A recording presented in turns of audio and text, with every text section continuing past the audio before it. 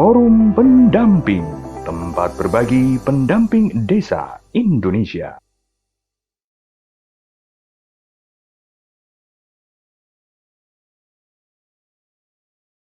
Assalamualaikum warahmatullahi wabarakatuh. Salam sejahtera untuk kita semua, salam sehat.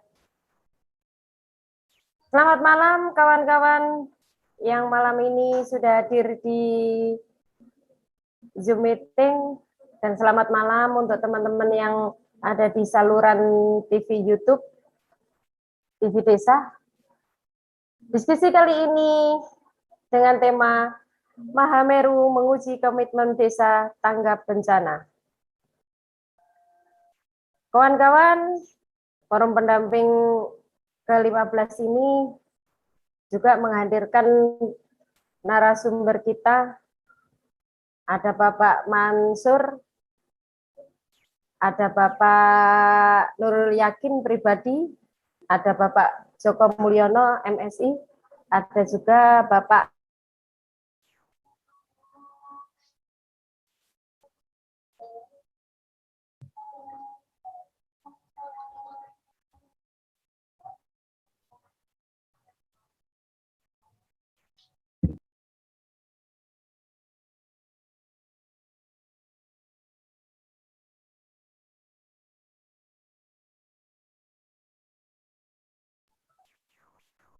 Terima kasih Bapak dan Ibu semuanya, serta kawan-kawan pendamping profesional yang hadir pada kesempatan yang sangat baik ini. Pada malam hari ini kita sengaja mencoba melakukan proses refleksi dengan menggunakan peristiwa terakhir, yaitu erupsi yang terjadi di Gunung Semeru. Tema malam ini adalah Mahameru. Berkaitan dengan Mahameru memang banyak hal yang bisa kemudian digali. Salah satunya adalah berkaitan dengan komitmen pemerintah baik dari pusat, provinsi, kabupaten, dan desa untuk kemudian sama-sama memiliki responsif terhadap kebencanaan, atau dalam bahasa kekinian adalah tanggap bencana, sehingga peristiwa yang tidak terduga yang bisa sewaktu-waktu terjadi dimanapun bisa kemudian diantisipasi, dan toh kalau misalkan harus terjadi maka ada kesiapan, mulai dari proses-proses proses evakuasi sampai dengan proses bagaimana melakukan beradaptasi di tempat-tempat baru. Bapak dan Ibu semuanya, kawan-kawan pendamping profesional, saat ini ada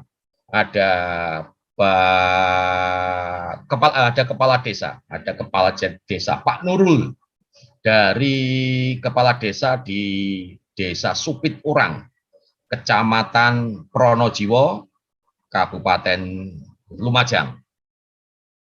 Lalu kemudian ada juga kawan pendamping, koordinator pendamping tingkat kecamatan, yaitu Mas Akhirul Febrianto, pendamping kecamatan di Kecamatan Pronojiwo, Kabupaten Lumajang. Lalu juga ada Mas Mansur Hidayat. Mas Mansur Hidayat ini adalah pegiat sejarah,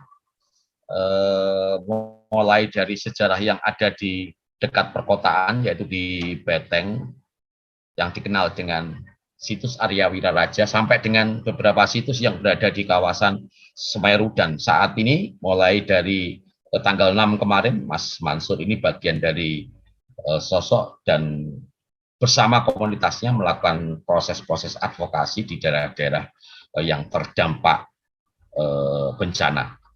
Terakhir ada Pak Joko Mulyono. Pak Joko Mulyono ini adalah akademisi.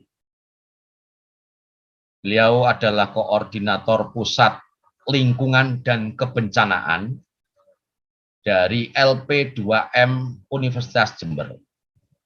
Biasanya kalau di kampus akrab dengan sapaan atau panggilan Pak Joko Tagana. Nah, 4 orang ini nanti akan bersama kita selama 2 jam ke depan, sehingga kita semuanya bisa mendengarkan kisah-kisah yang berasal dari supit urang, hingga kemudian kita berbicara yang global, bagaimana kemudian kita mensikapi itu semuanya dengan kewaspadaan dan kesiapsiagaan, lalu bagaimana teknis kesiapsiagaannya, pemerintah desa mau berbuat apa, kabupaten buat apa, dan seterusnya. Karena ke depan kita semuanya memiliki komitmen besar, yaitu mengikuti tujuan pembangunan yang berkelanjutan. Kawan yang satu nanti terakhir adalah Mbak Yuli, Pak Sahbana nanti akan kita mintai pertimbangan-pertimbangan atau pandangan-pandangan berkaitan dengan kebencanaan jika dikorelasikan dengan tujuan pembangunan berkelanjutan, atau bahasa kerennya adalah Sustainable Development Goal.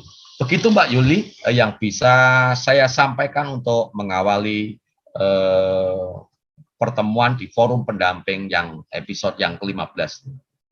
Saya kembalikan Mbak Yuli. Terima kasih Pak Itang. Baik, kawan-kawan, kita kembali ke forum. Ada Bapak Mansur. Selamat malam Bapak Mansur.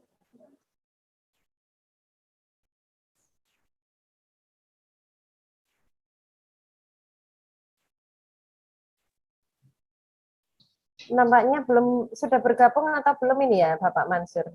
Sudah masuk. Pak Mansur sudah masuk. Mansur. Nah, ini Pak Mansur masih unmute. Siap. Sambil menunggu Bapak Mansur. Itu. Baik. Selamat malam Bapak Mansur.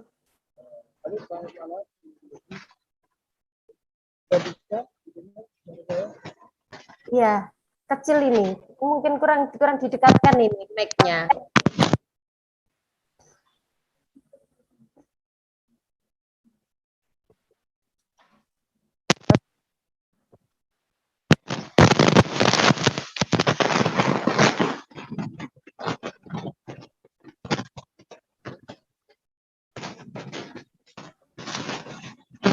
Halo. Iya, siap. Selamat malam Bu Yuli, Mas Itom, dan kawan-kawan. Saya ada di Gamping, mau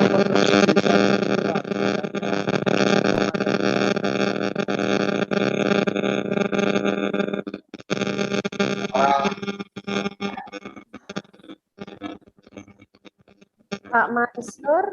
Iya, Pak Mansur.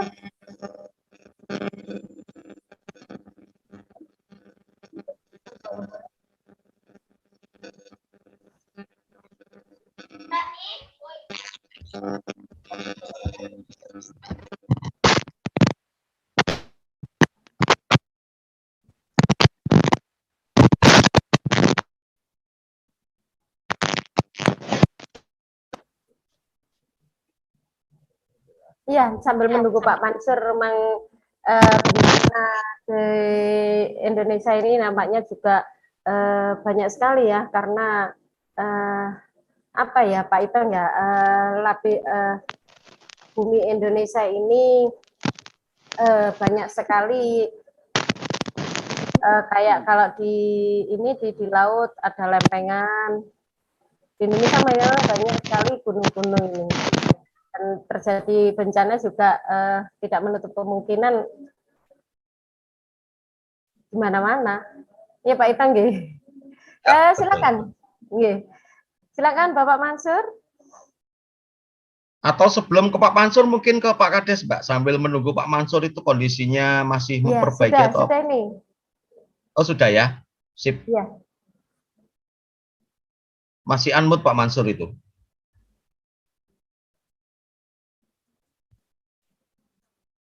Atau langsung ke Pak Kades dulu, Mbak. Pak Mansur, sudah. tes. Sudah Pak Mansur. Ya.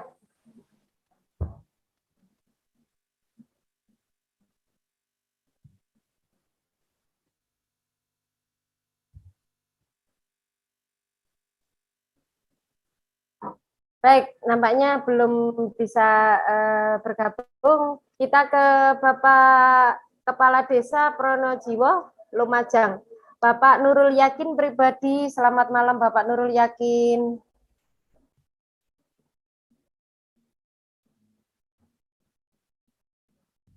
Masih di unmute?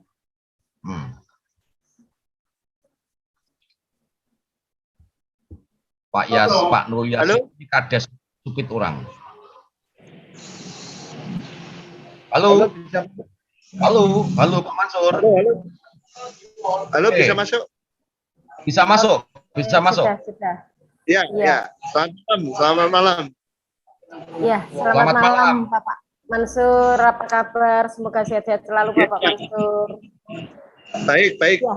Jadi mohon maaf Pak ini agak tidak kurang baik dalam perjalanan karena kita tadi 5 jam perjalanan. Ini saya ada di Kecamatan Dapit karena masih menuju Desa Supiturang, desanya Pak Inggi Nurul. Iya. Itu Mbak Yuli dan Mas Itong dan kawan-kawan sekalian. Ya, silakan. Bagaimana Bapak perkembangan Mansur. Pak Mansur, perkembangan di di Semeru? Informasinya hari ini ada erupsi lagi ya? Perkembangannya saya tadi kan memang perjalanan menuju ke Pronojiwo, menuju ke Desa Supiturang yang ada di sebelah barat sungai. Jadi perkembangan saya hanya tahu dari media. Jam 6 pagi kita merasakan sendiri di Lumajang itu ada guncangan gempa yang cukup keras, cuma sebentar. Nah, jam 9 itu informasi dari BMKG ada ada erupsi lava dari Gunung Semeru. Jam 1 itu ada banjir di Desa Sumberwulu, aliran banjir biasa ya. Memang ketika lavanya turun ada banjir karena hujan cukup deras. Dan saya tadi tertahan perjalanan menuju Ranupane itu diiringi dengan hujan yang memang cukup deras. Dan menurut informasinya nanti Pak Kepala Desa Pak Inggi Nurul yang bisa menginformasikan, itu kawan-kawan sekitar pukul 10-11 itu memang di Supiturang itu banyak yang mengungsi informasinya karena saya tidak di tempat. Informasinya ketika ada ledakan jam 9, jam 10, antara jam 10 itu banyak kawan-kawan kita, saudara-saudara kita yang mengungsi lagi. Seperti itu, karena mungkin situasinya agak kurang baik di Desa Supiturang ya. Nanti di lapangan kalau memang Pak Inggi, Pak Kepala Desa Nurul Yakin bisa bergabung, beliau yang lebih bisa menjelaskan. Oke. Baik. Ya. Kalau seperti ini mungkin langkah mitigasi, kalau menurut panjenengan Pak Mansur, apa sih yang harus dilakukan ketika sudah meletus seperti ini? Ya, memang kalau di Desa Supiturang setahu saya, kita kan ada, ini yang terdampak banyak, ini ada 2 desa sebenarnya. Satu Desa Supiturang di Kecamatan Pronojiwo yang ada di barat sungai. Namun ada satu dusun Supiturang yang ada di timur sungai, dusun Curakoboan. Ini yang terdampak cukup parah. Terus satu lagi ada di dusun di Desa Sumberwulu, ada dusun Kamar Kajang dan dusun Kampung Renteng. Jadi sebenarnya yang terdampak langsung 2 desa. Nah, oleh karena itu ya untuk sementara ya mari diikuti petunjuk dari tim BPPD lah kalau di Lumajang atau BNPB secara nasional. Kalau memang ada zona misalnya di dusun Sumbersari dan dusun Umbulan, desa Supiturang itu zonanya zona merah, ya diikuti dulu bagaimana supaya selamat itu, karena memang Semeru lagi terus ini ada ledakan-ledakan kecil, masih belum stabil lah. Jadi, supaya teman-teman lebih aman gitu kan. Mengungsi seperti itu. Untuk lain-lain kan bisa nanti setelah tanggap darurat ini bisa selesai, bisa dipikirkan mitigasinya seperti itu barangkali. Namun kalau diperkenankan, saya ingin menjelaskan sejarah-sejarahnya, karena kebetulan saya menulis sejarah letusan Gunung Mahameru. Ya, monggo Pak. Ya, jadi kalau mitigasi nanti yang lebih ahli nanti BPPD atau BNPB ya. Barangkali itu ya, saya hanya Nah, kalau sejarahnya, Mas Mansur, tentu, bagaimana sejarahnya Semeru atau Mahameru selama panjenengan melakukan kajian? Jadi menurut saya Mahameru ini sementara ini kan banyak orang menilai Mahameru sangat-sangat menakutkan. Mata memandang ini hari ini publik nasional, publik internasional bahkan menilai Mahameru itu sangat menakutkan. Padahal dalam kajian kita, dalam sejarah kita, Mahameru itu tidak menakutkan, tapi merupakan sahabat.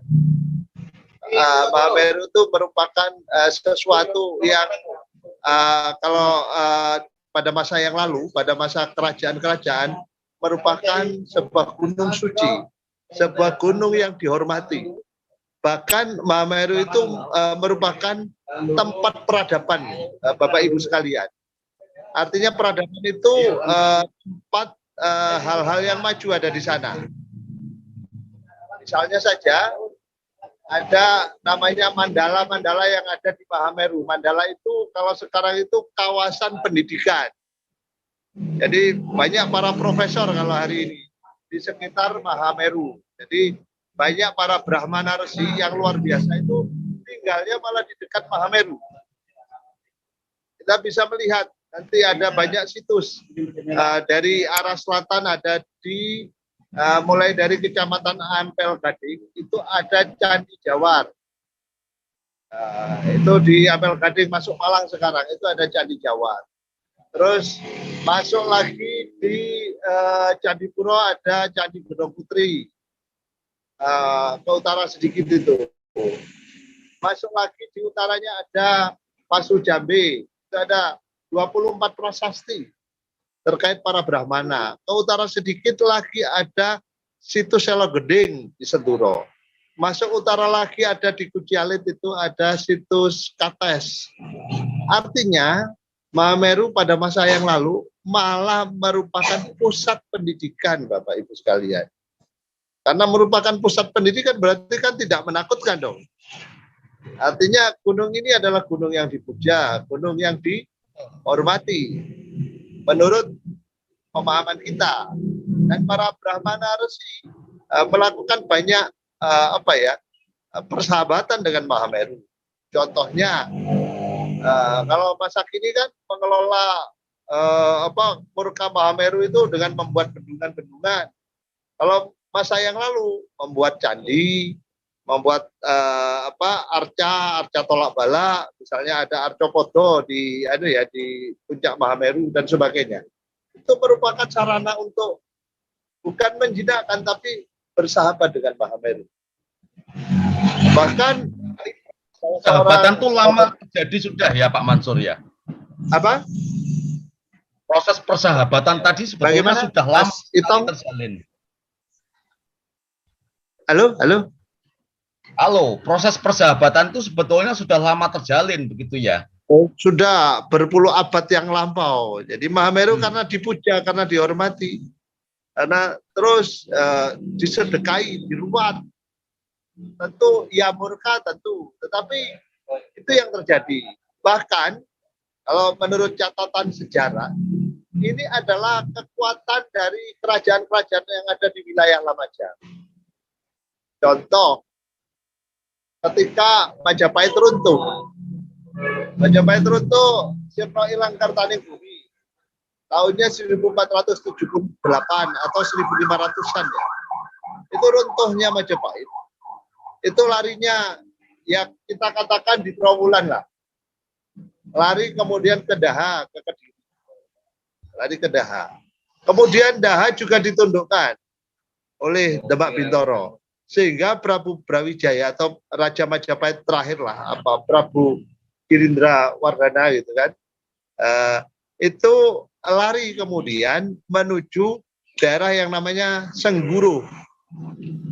Sengguru itu menurut Serat Kanda itu adanya di Sopeturang, di desanya Pak Enggi Nurul ini. Jadi di Sopeturang. Nah, di Sopeturang inilah Prabu Brawijaya bisa bertahan. Dan Demak Bintara tidak bisa menyerang kembali. Maksudnya sudah bisa mempertahankan diri. Itu yang pertama catatannya. Yang kedua, ada berapa kali letusan kira-kira Pak Mansur dari zaman kerajaan sampai dengan saat ini? Ada berapa kali letusan? Ya, ada berapa letusan sejak berdirinya kerajaan itu? Kalau zaman kerajaan kita tidak ada catatan letusannya ya. Catatan letusan yang ada itu mulai tahun 1600. Artinya kerajaan kita, kerajaan terutama yang wilayah timur Lumajang ini, itu tidak mencatat murka Mahameru yang luar biasa. Artinya ledakan itu merupakan hal yang biasa, tidak menakutkan, malah menjadi kekuatan bagi kerajaan yang ada di bumi timur ini. Ini berbeda dengan pemahaman kita. Jadi Mahameru itu sebagai satu kekuatan pertahanan, sesuatu kekuatan kebudayaan, sesuatu kekuatan pengetahuan. Mohon maaf, saya akan terbalik memandang Mahameru. Dan itu ada fakta-fakta yang kita. Karena Mas Mansur, ditahan dulu Mas Mansur. Itu banyak banyak hal yang menarik yang bisa diulas nanti. Ya, siap. Sepakat Pak Mansur?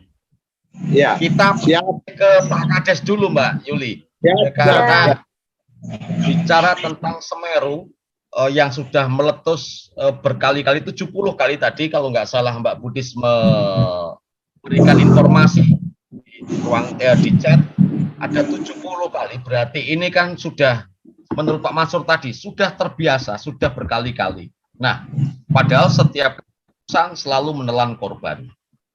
Nah, sekarang kita ke Pak Nurul, Mbak Yuliati. Kira-kira apa yang dilakukan oleh pemerintah desa Supit Urang menanggapi kejadian-kejadian ini?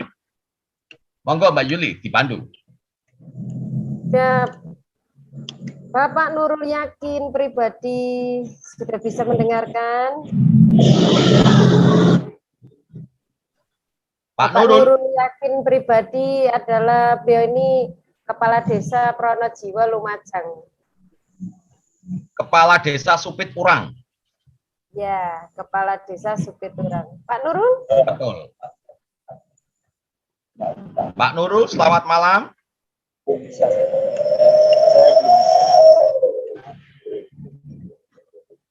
Pak Nurul.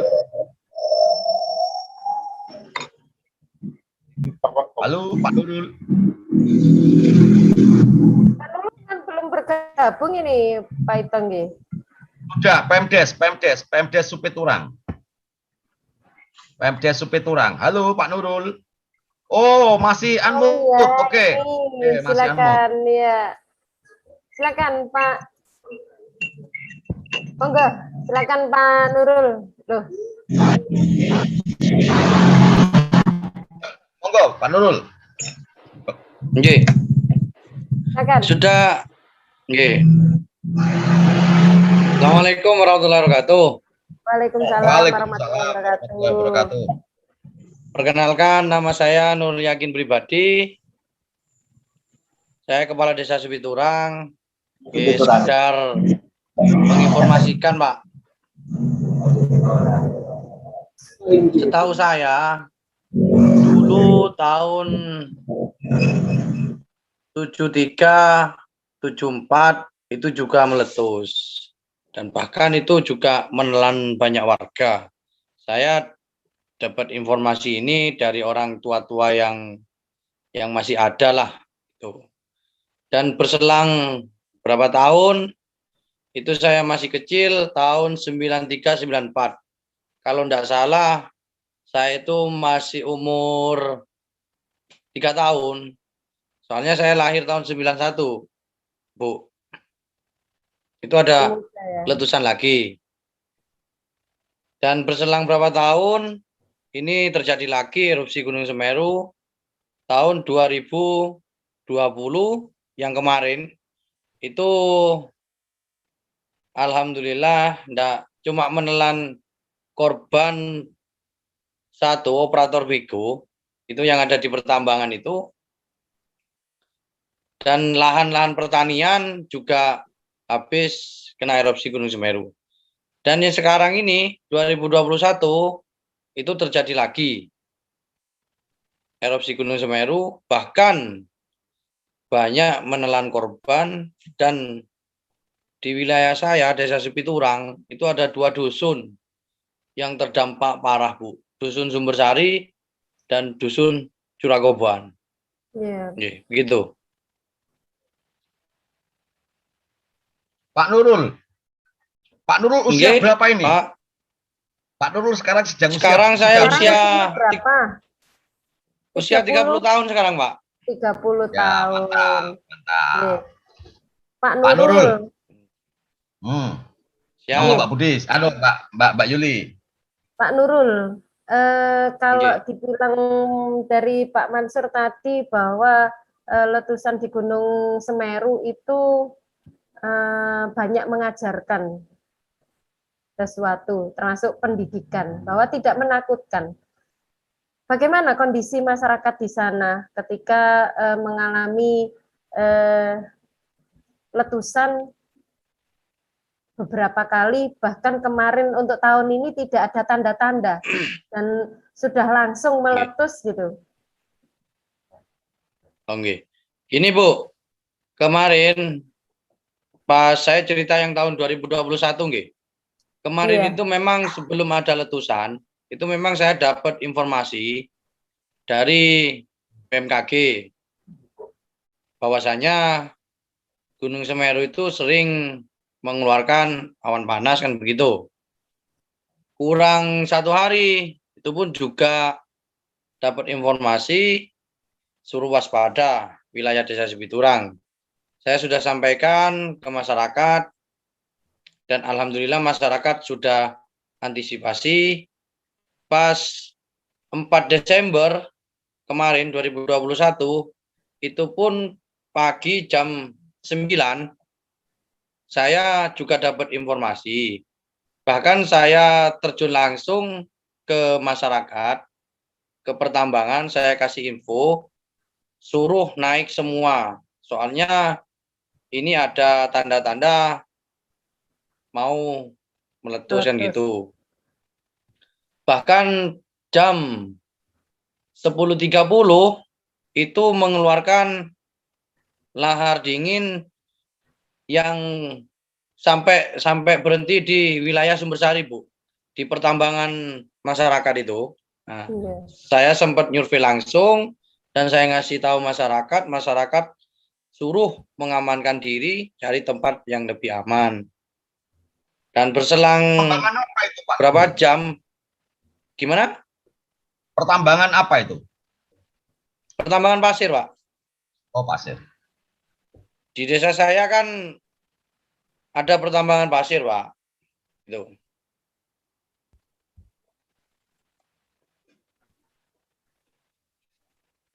Lanjut Pak Nurul. Warga Oke. yang jadi korban ada berapa Pak Nurul dari Supit Urang? Untuk desa Supiturang yang terupdate sekarang itu 27, Pak.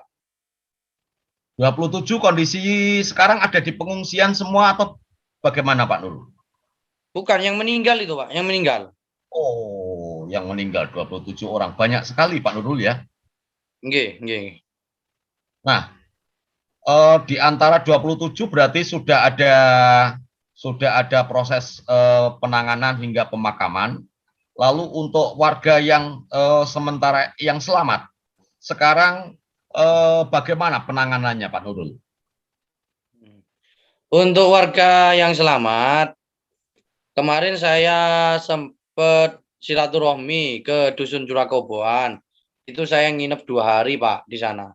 Sempat keliling ke pengungsian di lapangan Penanggal, di Balai Desa Penanggal, di SDN Penanggal. Bahkan saya door to door ke masyarakat yang ada di wilayah Sumber Mojur. Itu pun per rumah ada yang 3 kakak, ada yang 4 kakak. Bahkan saya hampir muter rata di wilayah Sumber Mujur itu. Alhamdulillah saya mendapatkan 250 kakak untuk warga Dusun Curakoboan. Kan kemarin itu gini, Pak. Saya selaku kepala desa Supiturang itu kan dapat amanah dari dermawan, dari relawan untuk mengasihkan bantuan kepada masyarakat, khususnya masyarakat yang terdampak. Itu alhamdulillah saya kasihkan berupa uang. Soalnya setiap saya tanya, itu masyarakat bilangnya kalau sembako alhamdulillah Pak, saya sudah melimpah. Bahkan sekarang Banyak saya itu ya? tidak punya rumah, saya tidak bisa masak. Yang saya butuhkan sekarang itu uang. Langsung saya kasihkan Pak, gitu Pak. Iya, Pak Nurul. Uang itu belanjanya kemana itu ya Mbak Yuli ya? Nah, Warga ini. Supit, warganya Pak Kades itu belanjanya kemana? Kalau sekarang Pak mungkin 1, 2, 3 bulan itu nggak mungkin belanja Pak. Nggak Soalnya mungkin ya? peralatan semua, Semua mie, terdampak ini. beras, gula, minyak, kopi, telur sudah terpenuhi Mbak, Bu, itu. Pak Nurul, Bahasa dari modernnya itu bahan pokok overload. Iya, ya. Dari 27 warga yang meninggal, itu sudah teridentifikasi berapa yang laki, berapa yang perempuan, usianya berapa, Anak-anak begitu Pak Nurul? usia berapa? Nah, Untuk warga yang teridentifikasi, untuk Dusun Sumbersari itu ada 3, semua perempuan. Dan semua itu sudah mempunyai istri, Pak.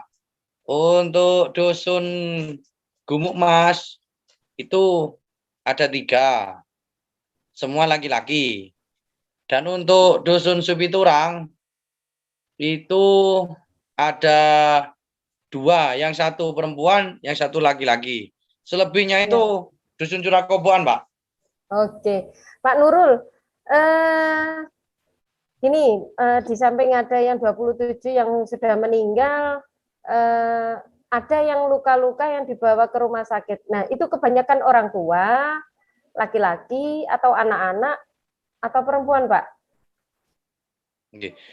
Kebanyakan yang luka-luka, kemarin itu saya sempat melihat lah. Yang tua itu ada 3, yang muda itu kurang lebih Pak dari 15 orang. Itu rata-rata banyak yang perempuan. Kalau yang laki-laki itu cuma ada berapa orang gitu. oh begitu ya. Jadi banyak perempuan yang jadi korban di Supit Urang. Bahkan saudara saya sendiri perempuan, kemarin saya lihat di Curakoboan, itu kakinya melepuh, tidak bisa jalan. Sudah dievakuasi ke rumah sakit? Sudah, bahkan mendapatkan penanganan istimewa dari pihak medis, Pak. Oke, kalau dari Iya.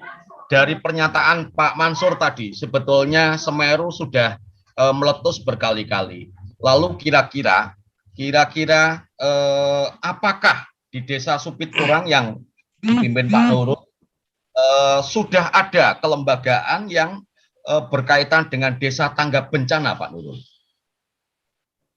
Untuk Desa Supiturang sendiri itu belum ada, Pak. Soalnya gini, Belum ada ya? saya kan masih dapat jadi 2 tahun. Kemarin 2020. Ya. 2020 itu pun pas tanggal 1 Desember itu terjadi erupsi. Itu pun belum ada dari desa itu enggak ada tanggap darurat bencana. Bahkan ini sudah 2021 ya juga tidak ada, Pak. Gitu. Ya, Pak Nurul. Kalau begitu, Mbak Nurul, Mbak Yuli, kalau begitu Ya. kira-kira di Desa Supiturang yang dipimpin Pak Nurul ini kira-kira ada enggak ya APBDes untuk tanggap bencana berkaitan dengan warganya? Ini mohon maaf, Pak. Sementara waktu nanti saya koordinasi dulu dengan pihak kecamatan ataupun kabupaten. Soalnya apa? Desa Supiturang itu kan rawan dari letusan Gunung Semeru. Jadi saya mau berbincang-bincang apakah bisa menganggarkan seperti itu. Soalnya 2 tahun ini saya menjabat itu masih belum ada, Pak, anggarannya, Pak.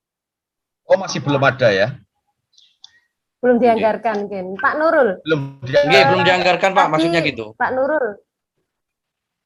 Iya, Pak Nurul, tadi sore kan juga terjadi erupsi lagi. Nah, bagaimana pencarian untuk korban yang belum ditemukan atau tadi sudah tim SAR kan sudah menghentikan untuk pencarian. Terus selanjutnya gimana, Pak Nurul? Oke. Tadi itu memang ada erupsi. Itu pun saya baru pulang dari pengungsian Penanggal. Bahkan saya mau nyebrang itu sempat tidak diperbolehkan, tidak diizinkan. Soalnya takut membahayakan. Dan kedepannya, mungkin saya minta bantuan sama tim relawan-relawan yang lain ataupun masyarakat setempat. Ya, kemarin ada warga saya yang melapor ke desa, minta bantuan terkait saudaranya atau keluarganya yang belum diketemukan begitu, Bu. Identifikasi keluarga, Pak, identifikasi masyarakat desa jenengan, berapa kira-kira yang belum ditemukan atau yang belum diidentifikasi atau yang sudah lapor ke tempat-tempat relawan? Itu yang sudah lapor, itu 27 itu. Cuma yang ditemukan itu ada 15, sisanya itu belum. Oh, gitu ya. Pak Nurul, kalau di sana kan dekat-dekat di desa Anda itu kan dekat dengan gunung. Kira-kira penganggaran di desa untuk dana desa itu berapa, Pak Nurul, untuk anggaran misalkan terdampak untuk pemulihan yang ada di desa itu warganya?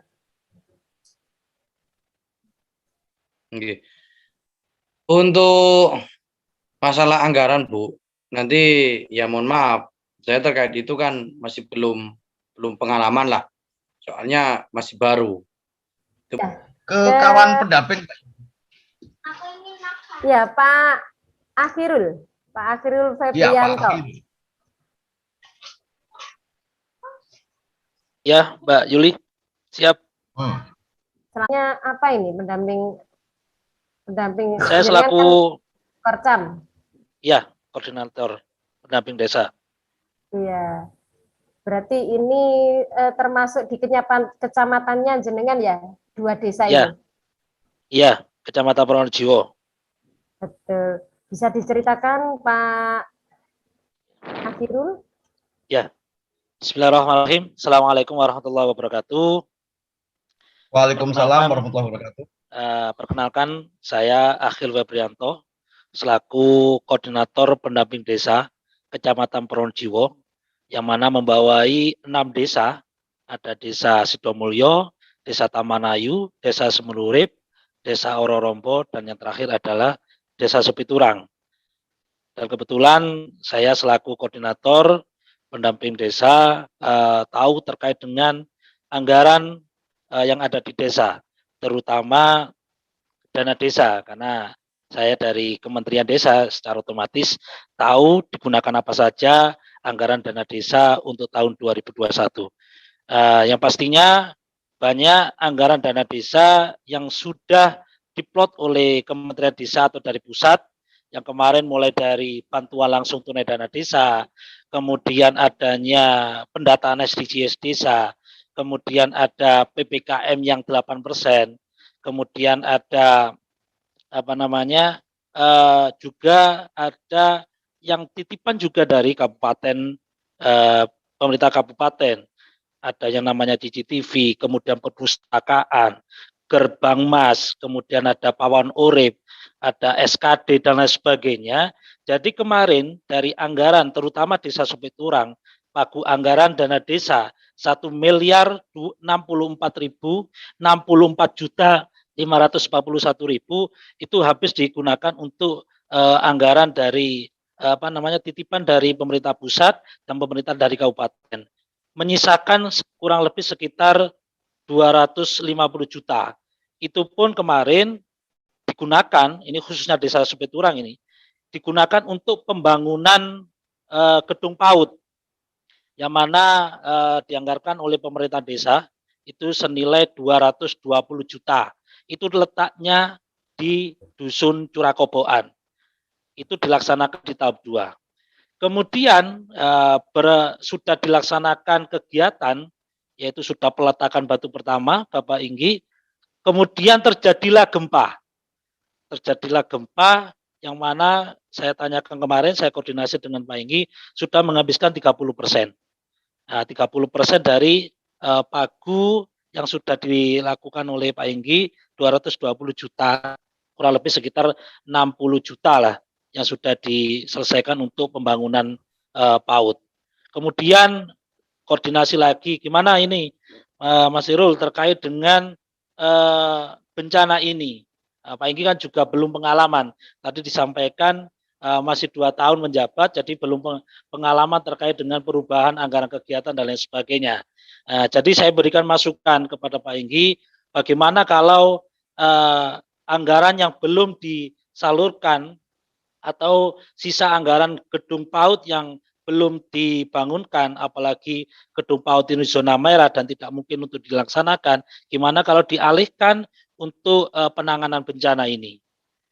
Dan alhamdulillah Pak Inggi juga sepakat, karena anggaran dana desa kan sudah habis itu, sudah habis semua, apalagi hari ini atau bulan Desember ini kan bulan sudah harus tutup buku. Ketika tidak diserapkan atau tidak direalisasikan, maka kemudian anggaran itu menjadi silpa. Mungkin itu.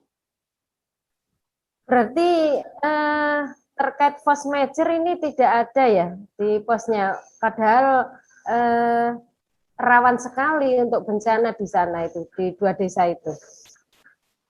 Iya, untuk force major memang kemarin sudah dianggarkan, tapi tidak begitu besar anggarannya, Bu. Kurang lebih sekitar 30 jutaan.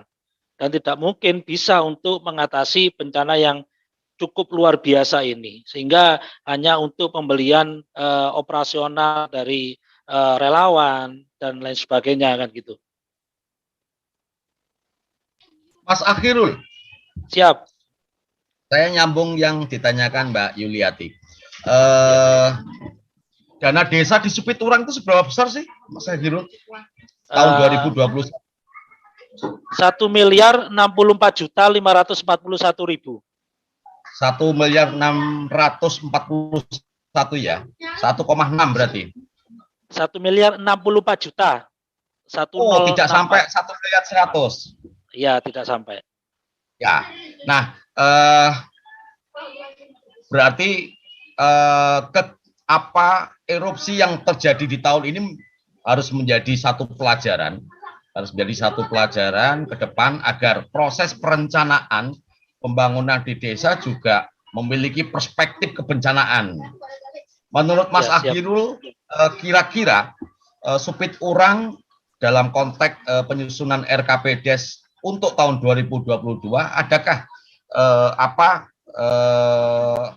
nuansa perencanaan itu mengarus utamakan kebencanaan? Ya, kalau melihat kondisi seperti ini, kalau di tahun 2021 kemarin untuk RKP memang belum dianggarkan hanya sedikit, Pak. Kalau melihat kondisi seperti ini, insya Allah kalau memang ada perubahan nanti di PAK. Karena melihat dana desa kemarin muncul Perpres 104 yang mana kemudian itu sudah banyak anggaran titipan dari pusat, mulai dari bantuan langsung tunai dana desa sekitar 40%, kemudian ada ketahanan pangan dan hewani itu 20%, dan PPKM 8%, itu kan menjadikan anggaran dana desa itu berkurang. Jadi kewenangan desa untuk membuat perencanaan yang kemarin itu seolah-olah itu muspro. Belum lagi anggaran titipan dari kabupaten yang pastinya yang wajib kita dianggarkan di desa-desa Kabupaten Lumajang, yang pastinya ada gerbang mas, kemudian SKD. Itu merupakan anggaran yang istiqomah yang harus dikeluarkan oleh pemerintah desa. Jadi mungkin untuk tahun 2022 katakanlah anggaran 1 miliar itu sudah dikurangi sekitar 70% titipan dari pemerintah pusat dan pemerintah kabupaten, tinggal 30%. Jadi kepala desa hari ini itu kadangkala itu keluh kesah dengan banyaknya titipan dari pemerintah pusat dan titipan dari pemerintah kabupaten. Mungkin bingung itu. menganggarkan ya, bingung menganggarannya. Bingung penganggarannya. Kemarin sudah direncanakan matang di tahun 2021, direncana kerja pemerintah desa, itu sudah matang dan insya Allah akan dilaksanakan di tahun 2022. Muncul perpres, ya itu sudah pusing semua ini kepala desa ini. Kan gitu. Begini Mas Akhirul, Siap. kita tidak terjebak pada perdebatan itu, tetapi bagaimana 40% untuk bantuan langsung tunai dana desa memiliki aroma kesemeruan. Nomor 2 adalah ketahanan pangan 20%, juga memiliki aroma kesemeruan. Artinya apa? Pengarus utamaan di 60% bisa jadi kita maknai adalah satu peluang besar untuk berbicara tentang desain bantuan langsung tunai dan ketahanan pangan itu untuk kepentingan korban-korban yang terdampak erupsi Semeru. Jadi saran saya seperti itu. Siap. Nah, ini peluang. Ya. Memang Oke, untuk Iya, siap. Pak Akhirul. Iya, lanjut Pak Akhirul. Di tahun 2020 kemarin memang pemerintah desa dalam proses untuk mencari penduduk miskin itu dengan kategori yang sudah ditetapkan oleh pemerintah pusat, itu kadangkala kita juga kesulitan. Apalagi dengan hari ini minimal 40%, itu alangkah eloknya ketika ada sebuah pengurangan. Tapi ketika adanya bencana ini secara otomatis kalau 40% kayaknya ya cukup lah, sehingga karena banyaknya warga desa yang hari ini terdampak kan gitu. Artinya kira-kira saat ini jumlah angka kemiskinan di Supit Urang dan sekitarnya menurut Mas Akhirul bertambah atau tidak akibat erupsi ini? Ya, secara otomatis ya berakibat, karena hari ini kan banyak warga desa yang kehilangan dengan pencahariannya, kemudian banyak warga desa yang kehilangan tempat tinggal. Secara otomatis pemerintah desa itu harus hadir di situ dengan anggarannya. Bisa saja anggaran dana desa itu digunakan untuk pembuatan rumah layak huni katakanlah, kan bisa saja seperti itu. Betul. Sepakat. Ya. Kelihatannya nanti akan tidak sulit deh mencari 40% itu. Ya, Betul. untuk tahun ini insya Allah mudah ini. Kalau 40% ini. Betul. Mungkin Iya. bisa lebih ini. Satu baru untuk Supit Urang dan kawasan-kawasan penyanggah Semeru. Iya. Oke, Mbak Yuli, mungkin kita mulai bergeser ke Pak Joko, Mbak Yuli. Ya, siap. Terima Mana, kasih sepakat. Pak Akhirul. Siap, Pak siap. Joko Mulyono, selamat malam Pak Joko. Selamat malam, Mbak Yuli, Mas Sito. Sugeng dalu, Pak Joko. Assalamualaikum. Sugeng dalu nggih. Waalaikumsalam warahmatullahi wabarakatuh. Pak Joko ini beliau adalah koordinator pusat lingkungan dan kebencanaan dari Universitas Jember. Pak Joko, menurut jenengan ini jenengan kan ahlinya. Nah, menurut jenengan apa sih yang harus dilakukan dalam mitigasi bencana ini? Oke, terima kasih. Sebelumnya saya mungkin mau cerita, saya ini agak sakit bergesi, barusan pulang dari Sumber Mujur saya. Jadi saya buka posko, buka posko Universitas Jember ada di Balai Desa Sumber Mujur sampai sekarang. Jadi ada di sana tim kesehatan, tim RSDM Rumah Sakit Gigi dan Mulut, dan relawan kampus di sana. Kita masih buka dan sekarang masih ada. Saya turun ya, karena geges awak tidak. Nah, tentang Gunung Semeru sebenarnya kita tahun 2011 itu sudah ada namanya simulasi tingkat nasional luar biasa dulu. Tahun 2011 kami ada di sana dan kami melakukan sosialisasi di berapa ada 3 RW, yaitu daerah Ororombo Supit Urang tahun 2011. Nah, tentang mitigasi sebenarnya begini, sebenarnya Gunung Semeru itu kan memang sudah given. Allah menempatkan Gunung Semeru di sana itu sudah pasti ada hikmahnya. Nah, tinggal kita saja manusianya harus cerdas. Jadi ada seorang tokoh bencanaan yang menyatakan bahwa bencana itu pasti akan datang karena dinamika alam yang belum sempurna, yaitu menuju kesempurnaannya. Yang kita lakukan adalah mengurangi risiko dari perbuatan atau dari sebab yang kita perbuat. Jadi sebenarnya juga bencana yang terjadi di Semeru itu karena sebenarnya kalau kita kembali ke pernyataan itu ya atas perbuatan kita. Mengapa? Karena memang itu sudah given, gunung itu sudah given dan meletus itu sudah berulang kali. Bagaimana kemudian kita bisa mengangkat Gunung Semeru, kita bersahabat atau disebut dengan bahasa kekinian itu adalah harmoni within disaster. Karena senyatanya Gunung Semeru juga memberi barokah, rezeki melimpah di sana. Nah, cuman kita aja tidak cerdas. Mestinya harus kita lakukan adalah kalau itu kita ngomong mitigasi, ya harus diawali dari bagaimana kemudian pemerintah Kabupaten Lumajang. Padahal Kabupaten Lumajang itu yang BPD-nya sudah kami latih dulu, di provinsi sudah kami latih dan bahkan kami dekat sekali dengan BPD Kabupaten Lumajang itu.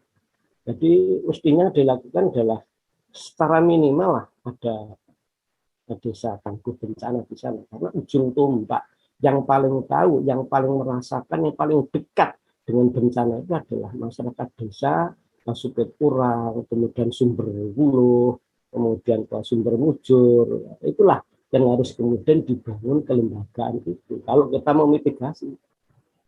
Ya.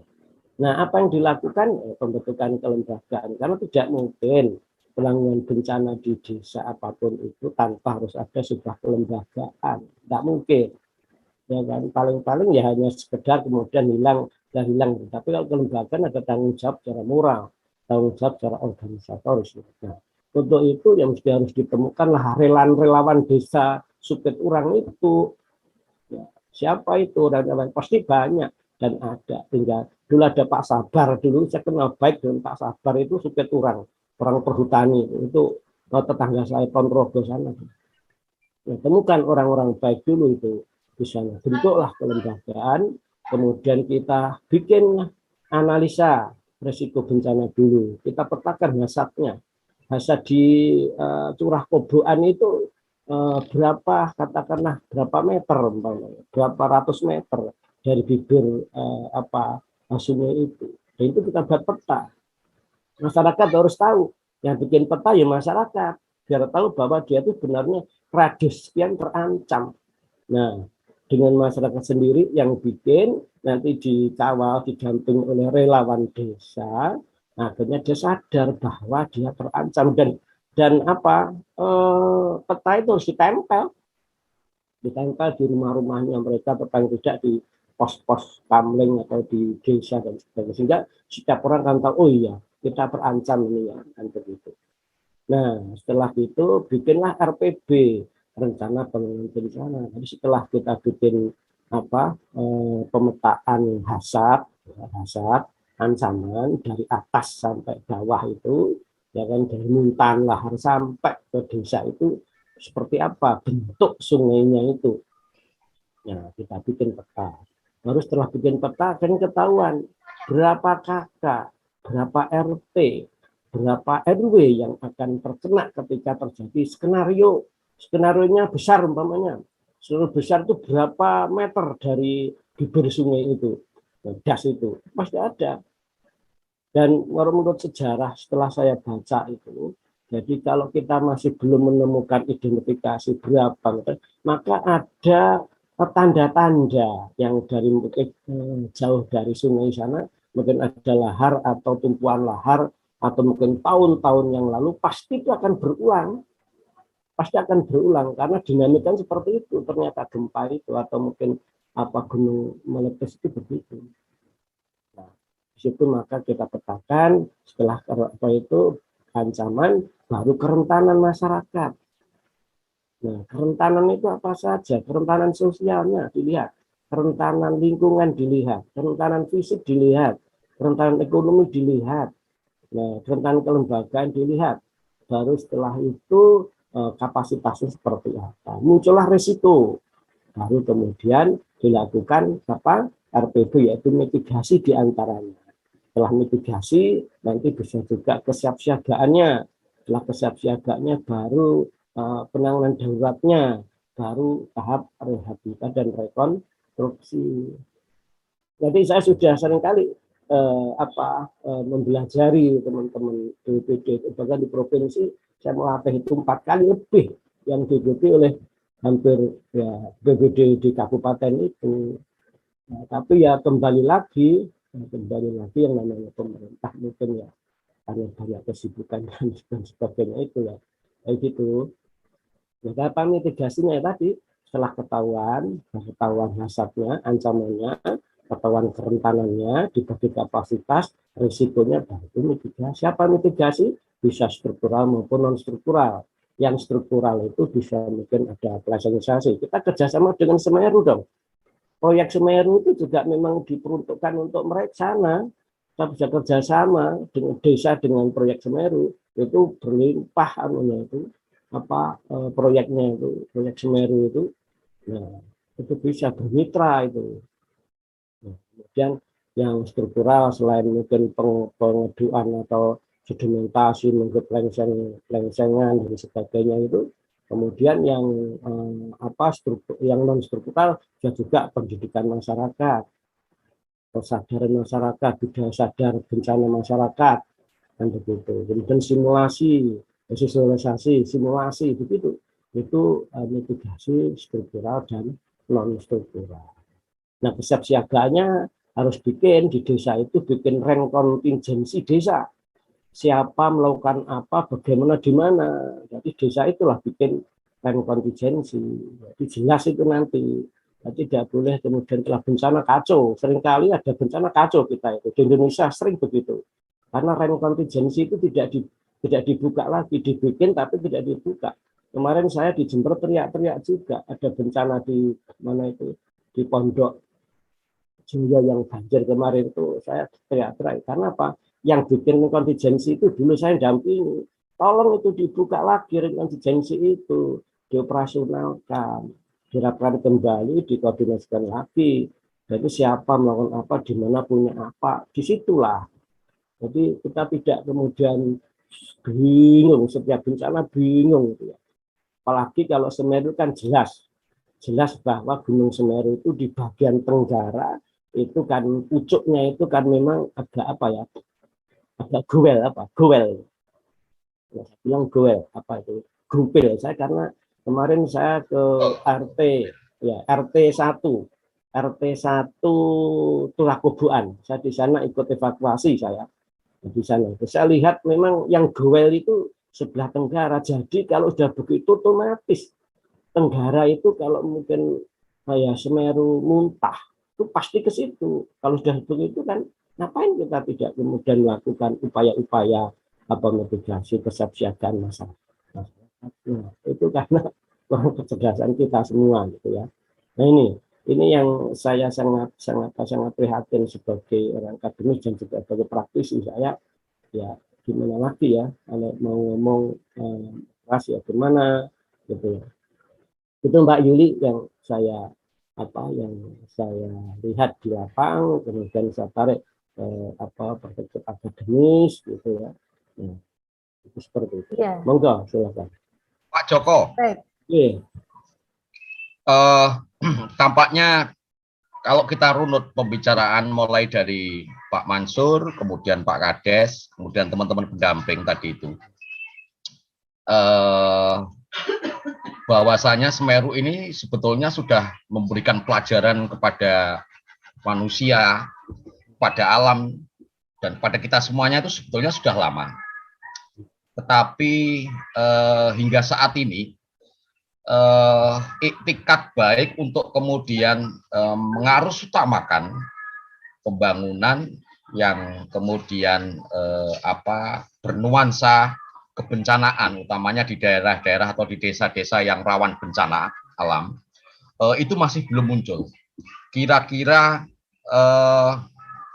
akademisi yang memiliki kemampuan untuk melakukan pengabdian, untuk kemudian pemberdayaan masyarakat juga, adakah kemudian ke depan memiliki juga peranan untuk mengedukasi, misalkan mengedukasi para pihak. Tadi disebutkan Pak Joko, ada pemerintah, kemudian ada perusahaan, kemudian juga ada masyarakat. Ini sebetulnya adalah piranti-piranti atau pelopor-pelopor yang perlu kemudian diikat komitmennya dalam rangka membangun kesiapsiagaan bencana, sehingga Supit Urang, kemudian desa-desa yang lainnya memiliki desain pembangunan yang setidaknya aman bagi masyarakat. Pripun Pak Joko? Terima kasih Mas Itang. Jadi kalau kita lihat ada suaranya tuan Pak Joko, mohon maaf. Halo. Halo. Ya, sudah Pak, sudah. Ya, ada dua pendekatan Pak Itong, yaitu yang satu adalah pendekatan kebijakan strategis dan kebijakan praktis gitu ya. Kebijakan strategis itu Lumajang kan punya RT RW ya. RT RW tata ruang itu ya. Jadi mestinya di sana itu juga harus ada, itu kan ada gas itu sekian meter tidak boleh untuk dihuni, sekian meter boleh, itu sudah ada sebenarnya di sana, cuman tidak disiplin saja gitu, ada RT RW-nya gitu, sehingga kemudian kalau kemudian ada lahar, kalau sudah disiplin itu mungkin relatif lah bisa dikurangi risiko itu ya. Kemudian yang strategi yang praktis itu apa yang dilakukan ya tadi, yaitu dengan melakukan edukasi kepada masyarakat dengan membentuk kelembagaan tingkat desa, kelembagaan desa tangguh bencana, Destana itu praktisnya seperti itu, dan kemudian implementasi sampai ya ke warga, ke masyarakat, dan realistis sekali di RT RW di situ. Jadi dengan berbasis partisipatif masyarakat, semuanya harus berbasis partisipatif. Jadi masyarakat tahu. Jadi jangan kemudian dibikin oleh fasilitator desa. Nanti masyarakat nggak ngerti itu. Jadi benar-benar harus direfleksikan. Nanti awalnya ya harus direfleksikan bagaimana bencana kemarin kok bisa terjadi. Resikonya ya kalau memangnya bencana katakanlah lahar itu mudah given, tapi bagaimana kita respon, apa sebenarnya yang kita kurang, apa yang kita salah, itu kita refleksikan. Itu hanya bikin program. Kalau sudah begitu, apa yang kita lakukan? Apa kita ingin kedua kalinya kena risiko akibat bencana seperti ini? Saya kira enggak. Kalau enggak, lalu apa yang dilakukan? Bikinlah mungkin program kan gitu. Itu partisipatif ya. Kemudian programnya apa ya? Kecil-kecilan aja gitu ya. Nah, juga bisa dilakukan secara praktis itu harus ada Pak Itong. Programnya itu ada early warning system hulu hilir ya. Early warning sistem early warning yaitu hulu hilir. Jadi kami sudah bikin itu di Sungai Jompo itu ya, yang dari mana itu di Jember itu di Kelungkung sampai ke Aston. Kami sudah saya bikin, kami punya forumnya. Ada 9 pos pantau. Pos pantau 1, 2 itu di atas, pos pantau 3 itu di daerah Sumber Sengon, kemudian pos pantau ke-4 itu di Gebang, sampai gitu. Jadi sebenarnya kalau memang sudah seperti itu, praktisnya juga bagian praktis bikin rencana-rencana itu, yaitu early warning hulu hilir. Jadi supaya mungkin yang bawah itu juga benarnya kalau umpamanya ada seperti daerah Sumberwuluh, ya itu tidak seperti itu. Kalau di atas itu sudah terjadi, maka kemudian segera early warning system itu harus ditabuh gitu ya. Ditabuh atau ya pakai apalah terserah itu pada masyarakat atau pos pantau yang paling bawah sehingga mereka bisa menyelamatkan. Sayang kan belum ada ini Pak Itong. Belum ada ya karena programnya aja belum ada kan gitu kan. Jadi eman ya. Itu Pak Itong. Oke Pak. Terima kasih Pak Joko. Nanti akan ada banyak hal yang bisa didiskusikan pada sesi-sesi tanya jawab mungkin atau sesi penanggap dari kawan-kawan yang akan hadir di forum pendamping episode 15 ini. Karena kondisi Sumber Mujur, saya beberapa waktu yang lalu juga sampai di Sumber Mujur bersama dengan kawan-kawan pusat studi gender dari UNED, dan tampaknya banyak hal yang memang perlu dianalisa bersama. Aturan Mbak Yuli bisa dipandu proses dialog antara kawan-kawan yang ada dalam ruang Zoom meeting ini dengan para narasumber. Siap, Pak Itong. Terima kasih. Sebelum kita ke teman-teman yang resen, ini ke Pak Mansur nampaknya. Pak Mansur. Pak Mansur masih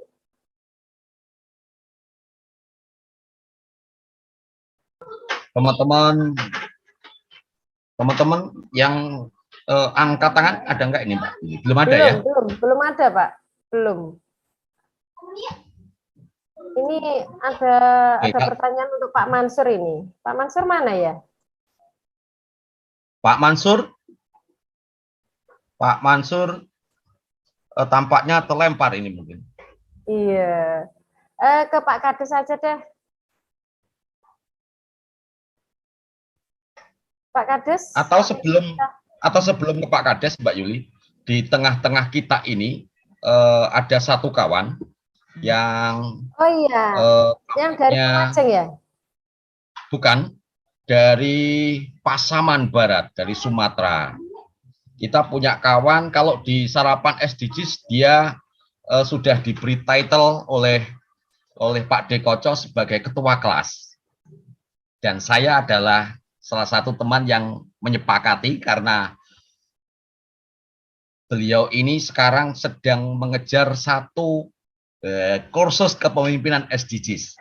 Peristiwa di Semeru ini menjadi satu titik tolak untuk kemudian tetap berbicara tentang pembangunan berkelanjutan, Mbak Yuli. Nah, jadi sebelum ada kawan-kawan yang raise hand, mungkin kita bisa ke Pak Sahbana ini, Mbak Yuli. Jadi Pak Sahbana, halo, selamat malam Pak Sahbana. Selamat malam Cak Itong, sahabat dari timur. Luar biasa. Pak Sahbana ini Selamat malam, Pak Sahbana. Teman-teman narasumber ini Selamat adalah malam, salah Mbak satu Yuli. kawan TPP TAPM di Pasaman Barat yang sekarang sedang menjadi mentor bagi semuanya. Wah, sudah lintas sudah. Kita belajar tentang SDGs, utamanya juga SDGs desa. Pak Sahbana, kira-kira dari Pak Mansur berkisah tentang sejarah Semeru, kemudian masuk di Pak Kades yang menceritakan kronologis dan beberapa korban, lalu kawan-kawan pendamping yang masih belum kemudian masih mencoba, masih berikhtiar untuk kemudian memberikan perubahan mindset bahwasanya APBDes bernuansa kebencanaan menjadi hal yang penting. Dan terakhir tadi adalah Pak Joko. Pak Joko banyak mengevaluasi beberapa pihak-pihak dan beberapa situasi di sana. Bagaimana Pak Sahbana? Kalau ini kemudian, karena kita sudah masuk pada SDGs desa.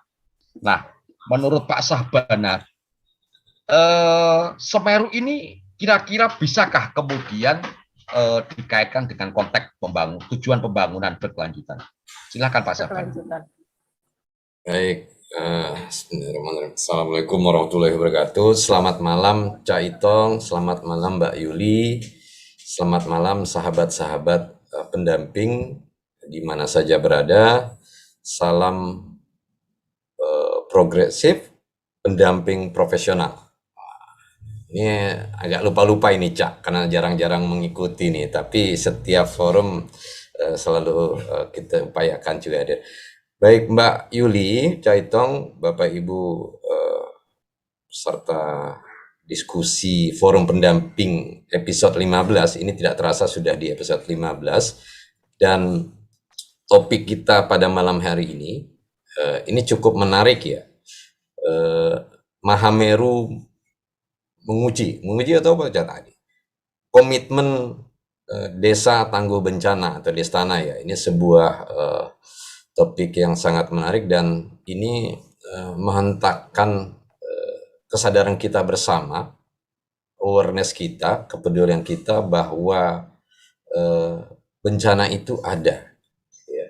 Dan bencana itu akrab dengan kehidupan kita sehari-hari. Namun sebelum masuk ke situ, kami ingin meng-highlight, Cak Itong, Mbak Yuli, bahwa sebagai negara kepulauan, ya, kita sesungguhnya dikaruniai dengan keberadaan sumber daya alam yang luar biasa, ya, mulai dari Pulau W di Provinsi Aceh sampai Sabang, mulai dari Pulau kita. Tapi di sisi lain, pada aspek lain juga, kekayaan sumber daya alam itu, di mana kita berada pada bencana. Nah, kenapa ini anugerah? Tentu saja ini memberikan kita kesadaran, pembelajaran bagaimana bencana yang terjadi ini bisa kemudian dikelola sebaik mungkin sehingga dampak yang ditimbulkan dari bencana itu dapat diminimalisir, terutama potensi dampak yang akan menyebabkan kerugian baik material, korban jiwa maupun kerugian yang lain. Nah, ketika kita membicarakan bencana, tentu yang muncul adalah bagaimana penanggulangan bencana itu sendiri. Gitu ya. Nah, kalau kita kaitkan dengan apa yang Cak Itong sampaikan tadi bahwa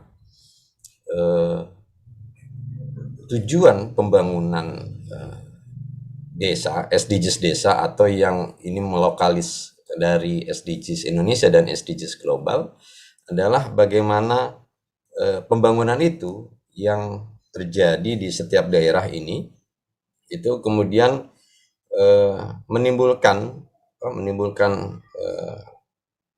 pembangunan itu menimbulkan bencana ya, karena memang bencana itu muncul di setiap daerah terjadi karena berbagai aspek ya. Salah satunya adalah dampak pembangunan itu. Di samping juga mungkin bencana itu terjadi karena faktor-faktor geografis misalnya, faktor geologi dan faktor klimatologi. Kalau kita cermati ya, karena kondisi tadi. Nah, tentu saja faktor-faktor pemicu ini akan kita dapat manage dengan baik apabila kesadaran kita bersama ini bisa tumbuh dan dipahami dengan baik oleh seluruh masyarakat kita. Nah, apabila kesadaran ini bisa dipahami dan tumbuh dengan baik, tentu saja potensi bencana, dampak bencana ataupun risiko bencana yang kita kenal selama ini kemudian bisa diminimalisir. Nah, kaitannya dengan tujuan pembangunan berkelanjutan itu sendiri, kalau kita cermati SDGs atau tujuan pembangunan berkelanjutan itu, ini kan merupakan sebuah komitmen ya, konsensus bersama para pemimpin negara yang di Indonesia. Ini kemudian bahasa tidak diratifikasi tapi diterjemahkan ya dalam sebuah regulasi, yaitu Peraturan Presiden nomor 59 tahun 2017 tentang tujuan pembangunan berkelanjutan. Nah, komitmen ini oleh pemerintah kita itu kemudian ditindaklanjuti dalam sebuah dokumen rencana aksi nasional gitu ya. Rencana aksi nasional yang menerjemahkan 17 tujuan pembangunan berkelanjutan secara global, secara Indonesia, dan kaitannya dengan desa hari ini yang dikenal dengan SDGs desa juga ada 18 tujuan pembangunan berkelanjutan. Nah, kalau kita cermati ya, dari 17 pembangunan berkelanjutan ini setidaknya ada 3 SDGs atau 3 tujuan pembangunan berkelanjutan di mana bicara penanggulangan bencana. Pertama, ini terkait dengan SDGs 1 ya. SDGs 1 yang menjadi SDGs mendasar atau fundamental ya, yaitu menyediakan kemiskinan, atau kalau di SDGs desa itu tanpa kemiskinan. Nah, kenapa SDGs 1 atau tujuan 1 ini menjadi penting? Karena memang dari target, indikator dan sasaran itu secara jelas diatur bahwa di target 1.5 tidak salah itu diatur bagaimana pada tahun 2030 ini bisa mengentaskan atau menyediakan masyarakat yang rentan terhadap bencana itu sendiri. Nah, di SDGs 1 tujuan tanpa kemiskinan itu jelas diatur bahwa ketika pemerintah pusat yang sudah mengatur rencana aksi nasional diikuti dengan pemerintah provinsi dan pemerintah kabupaten kota dalam rencana aksi daerah, pun demikian dengan desa dalam rencana aksi desa tujuan pembangunan berkelanjutan, tentu dapat meminimalisir potensi yang terjadi, di mana bencana ini kemudian akan menimbulkan kemiskinan gitu ya, bagi masyarakat. Nah, lalu SDGs berikutnya yang juga terkait erat dengan penanggulangan bencana ini adalah SDGs 11 kalau tidak salah ya. Ini terkait dengan pemukiman dan perkotaan. Nah, kita juga mengenal di situ bahwa dampak pembangunan terhadap pemukiman itu mengakibatkan terjadi perubahan lahan gitu ya. Nah, perubahan lahan itu juga kemudian berdampak terhadap timbulnya atau berpotensi menimbulkan bencana. Nah, ini juga menjadi mestinya menjadi kesadaran kita bersama bahwa peralihan fungsi lahan itu pentingnya di SDGs itu adalah SDGs 13 ya. Ini terkait dengan perubahan iklim. Seperti kami sampaikan tadi bahwa ada 3 faktor, yaitu faktor geologi, faktor geografis, dan faktor klimatologi. Nah, di SDGs 13 ini terkait dengan perubahan iklim, Mbak Yuli dan Caitong serta Bapak Ibu semua. Nah, perubahan iklim itu kita juga baru mengikuti tadi berdiskusi lebih intens dengan Kepala Pusat Data dan Informasi Kemendes, bahwa ada banyak faktor yang menyebabkan terjadi perubahan iklim. Gitu.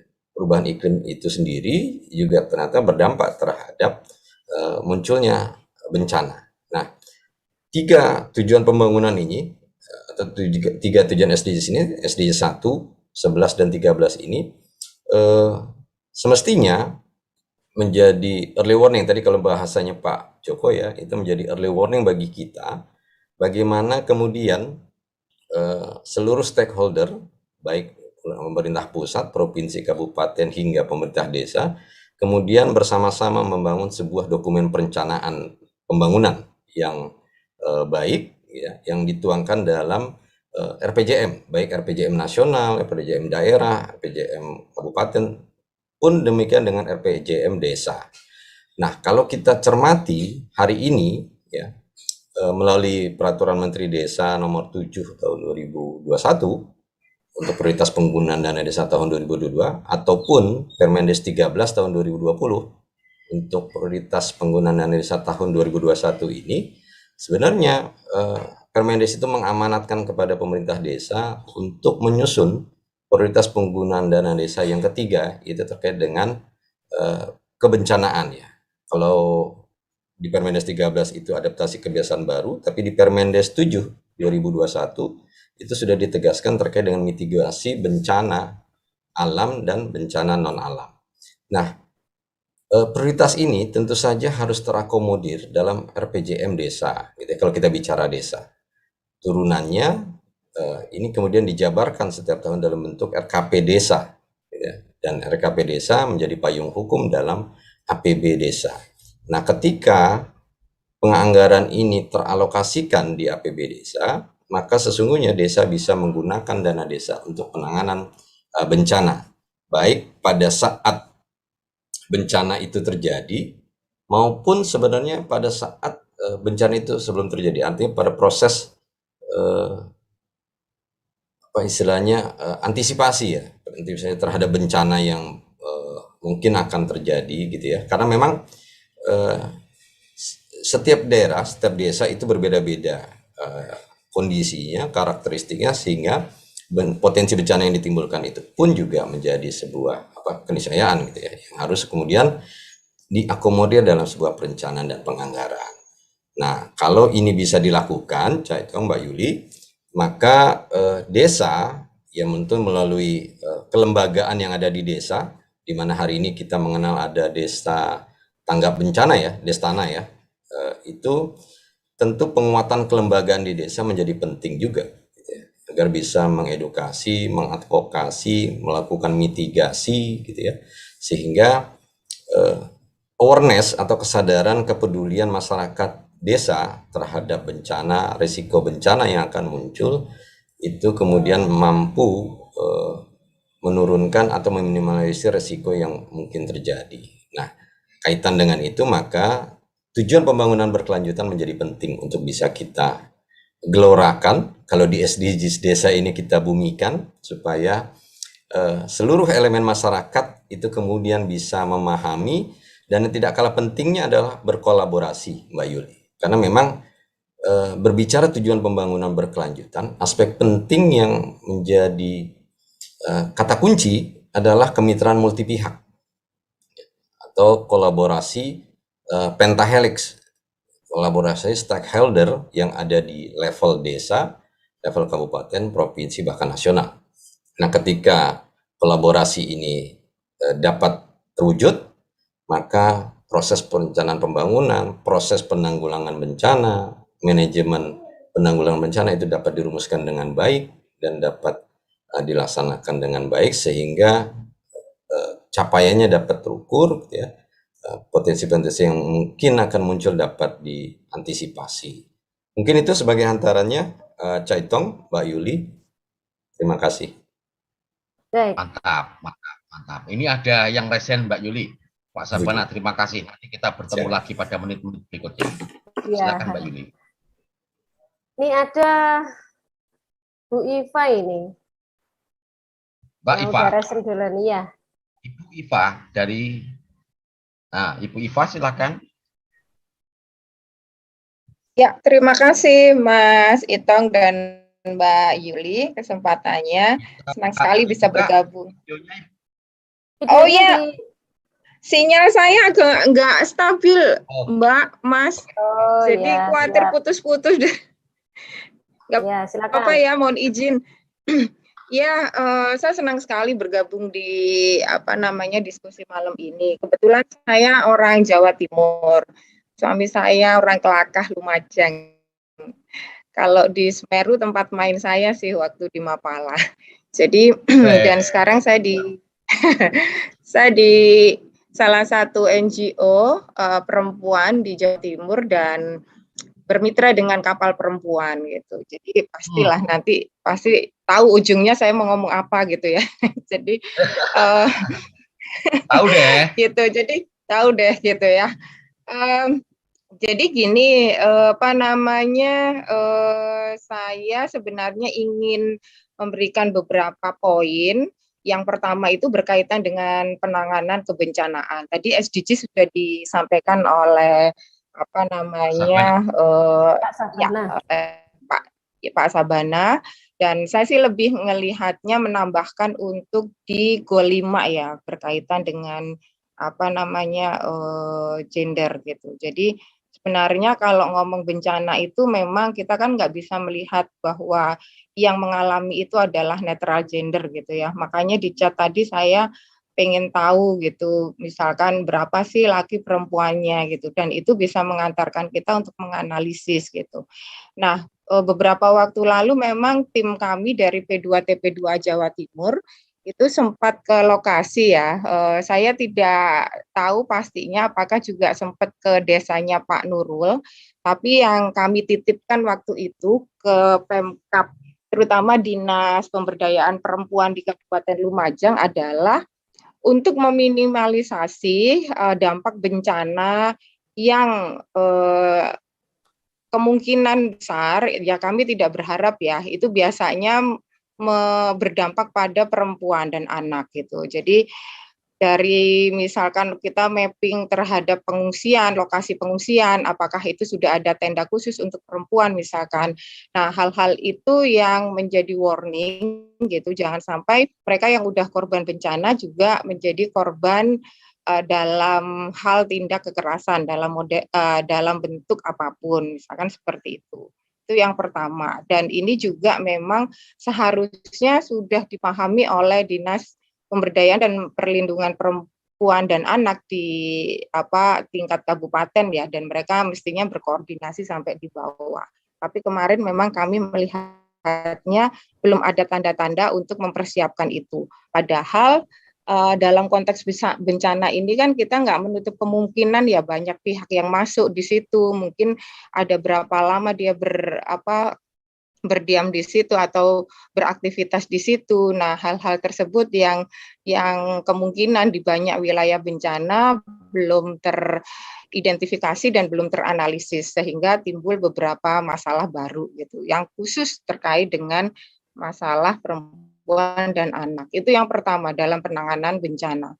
Kalau saya melihat dari jenis bantuan ya sudah ada kemajuan, misalkan ada kebutuhan yang spesifik untuk perempuan dan anak. Itu memang kami udah lihat itu ada gitu. Cuman untuk fasilitas misalkan MJK sejauh mana bisa merepresentatifkan kebutuhan perempuan dan anak-anak itu yang mesti identifikasi. Itu dalam hal penanganan. Nah, dalam hal misalkan pasca bencana gitu, itu yang penting dan diperdebatkan, bukan diperdebatkan ya, didiskusikan dari tadi, misalkan bagaimana anggaran yang dia responsif bencana dan responsif gender. Kita bicaranya sih tentang inklusi ya, gitu. Nah, itu juga memang banyak sekali udah peluang yang disampaikan baik lewat SDGs desa. Ini konteksnya gitu ya, dan saya itu pernah gitu diundang oleh Kabupaten Lumajang untuk penyusunan RAD SDGs Kabupaten Lumajang. Jadi sebenarnya Kabupaten Lumajang itu juga punya loh rencana aksi daerah untuk SDGs gitu. Jadi mereka turunkan dari provinsi. Itu juga salah satu yang bisa menjadi dasar bagaimana bisa mengalokasikan penganggaran di tingkat desa sampai tingkat desa sebenarnya advokasinya. begitu. Itu dan sekarang justru sangat relevan, betul sih. Saya pikir kalau sekarang tidak hanya 40% kemungkinan gitu. Nah, tapi yang perlu diperhatikan ketika penganggarannya itu sudah tersedia, nah peruntukannya ini gitu. Bagaimana dia juga responsif gender, responsif lansia misalkan, atau responsif kondisi masyarakat inklusi lainnya yang menjadi korban dalam bencana ini. Itu yang paling penting saya ingin menyampaikannya di situ. Jadi jangan melihat bahwa korban itu netral gender, netral dalam kebutuhan mereka, misalkan disabilitas, terus kemudian lansia, itu pasti mereka punya yang namanya kebutuhan spesifik. Itu yang saya ingin sampaikan Mbak Yuli, Mas Itong, berkaitan dengan diskusi malam ini. Itu dulu sih, Mbak. Terima kasih. Wah, menarik. Sama-sama, Mbak Iva. Mbak Iva, ini saya sudah Sama-sama. juga ini. Tambahan ini Mbak Yuli. Perempuan, Jadi, anak-anak, dan lansia ini. betul. Jadi kemarin itu waktu saya ke Sumber Mujur, di lokasinya Pak Joko itu kelihatannya, kebetulan nggak ketemu, itu banyak orang bingung mau menaruh sabun mandi. Jadi informasinya sabun mandi itu sekali pakai. Karena apa? Tidak ada tempatnya. Nah, belum lagi yang sampaikan Mbak Iva tadi. Jadi Mbak Yuli, monggo silakan dilanjut. Ya. Ke penanya ke berikutnya. Pak Panudi nih. Ke Pak Panudi.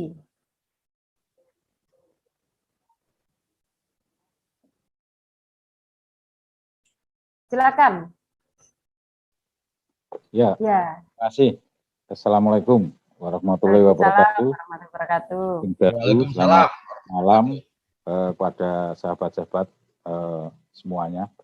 Ya, terkait dengan tema malam ini, hari ini, kami juga tadi kaitannya dengan tanggap desa terkait dengan bencana dari Mahameru atau Semeru. Ya, saya kira ini juga kami tergelitik yang terkait dengan SDGs yang ke-18 ini. Itu kelembagaan desa yang dinamis dan budaya desa yang adaptif. Ini sebenarnya sangat-sangat kelihatan sekali ketika, mudah-mudahan tidak hanya ketika bencana ya, desa atau apapun lah. Ketika bencana memang masyarakat kita tidak hanya mungkin di seluruh Indonesia, itu ya istilahnya kepeduliannya luar biasa dari masing-masing lini, baik bentuk apapun. Nah, ini nih yang menurut saya semacam kearifan lokal yang harus diuri. Makanya di SDGs yang 18 ini ya menurut saya kelihatan sekali bahwa ketika ada bencana, Santo Taliwondonya dari seluruh masyarakat, baik yang dekat dengan yang bencana maupun yang jauh, akhirnya istilahnya satu tumbrukut menyiapkan untuk kaitannya dengan berbagai, istilahnya gotong royongnya luar biasa, ini kelihatan. Mungkin juga yang perlu, yang ini kan setelah ada dampaknya, tapi yang perlu juga menurut saya adalah ketika kondisi normal, tadi sudah disampaikan Mas Sabana bahwa di sekitar kita ini potensi terjadi bencana. Nah, bagaimana kaitannya dengan kearifan-kearifan lokal itu yang sebenarnya tanda-tanda alam ini yang juga harus kita uri-uri. Kita uri-uri. Saya yakin tanda-tanda alam ini yang kadang-kadang secara teknologi mungkin tidak bisa dipantau, tapi secara tanda-tanda alam ketika mau ada bencana itu akan kelihatan. Dan ini yang kadang-kadang terlupakan. Nah, ini menurut saya adalah bagaimana desa ya kaitannya dengan tanda-tanda alam, atau istilah saya sebenarnya alam itu ya mampu bicara dengan manusia. Gitu. Nah, ini juga saya kira perlu dilestarikan ya, kaitannya dengan desa untuk tanggap bencana, kaitannya dengan SDGs yang ke-18 ini. Kemudian juga terkait dengan SDGs yang ke-9 ini, di era yang sekarang dengan digital yang luar biasa, berarti untuk warning sistemnya, saya kira desa juga dengan teknologi yang tepat guna, inovasi tepat guna, bagaimana membuat warning system ini biar murah, mudah, yang dilakukan di desa atau di wilayah-wilayah yang katakanlah tadi kaitannya dengan potensi bencana ini yang perlu juga kita pikirkan bagaimana desa tidak hanya katakanlah inovasi yang kaitannya dengan ekonomi, tapi inovasi yang infrastruktur yang terkait dengan penanggulan bencana maupun katanya dengan ketika pasca bencana ini. Ini yang mungkin sebagai catatan kita juga bahwa desa tidak hanya katakanlah linear aja ketika membuat sebuah perencanaan pembangunan di RKPD sampai APBDes ini, tapi juga tadi kita sudah menyadari bahwa wilayah kita Indonesia itu memang resistensi atau kata potensi terjadinya bencana cukup besar, atau kata itu adalah hidup berdampingan dengan kita kaitannya dengan bencana. Nah, ini menurut saya yang perlu nanti untuk kita semuanya, apalagi kita pendamping juga di desa, ini perlu memikirkan di dalam SDGs itu beberapa, saya kira semuanya akan terkait, tapi tinggal kita kira-kira masing-masing wilayah, kalau itu di tempat kita, salah satunya di Semeru, ya tadi kami menyampaikan menyoroti dua SDGs, itu yang 18 maupun yang ke-9 itu. Itu Pak Caitong dan Mbak Yuli komentar saya. Terima kasih. Terima kasih. Terima kasih. Kita ke Mbak Budis.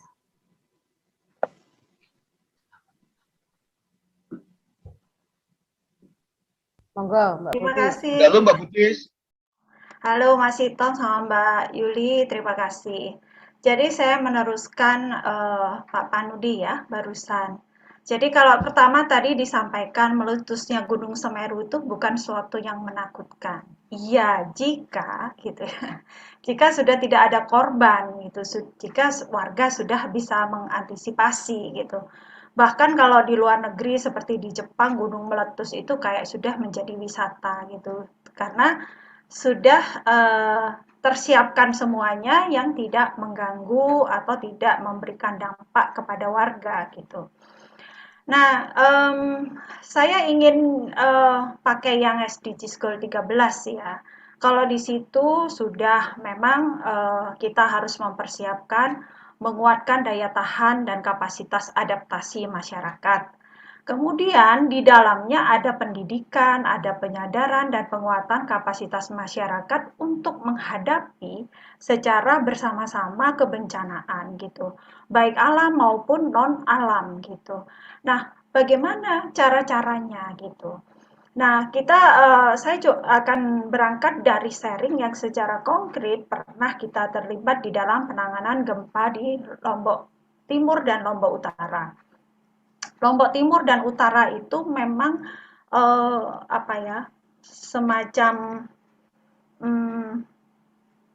seringlah terjadi di situ gitu ya. Jadi warga di situ memang sudah harus disiapkan, baik misalnya rumah-rumahnya. Jadi misalnya waktu rehab rekon itu kami memang mengusulkan atau bekerja sama di desa-desa itu bersama para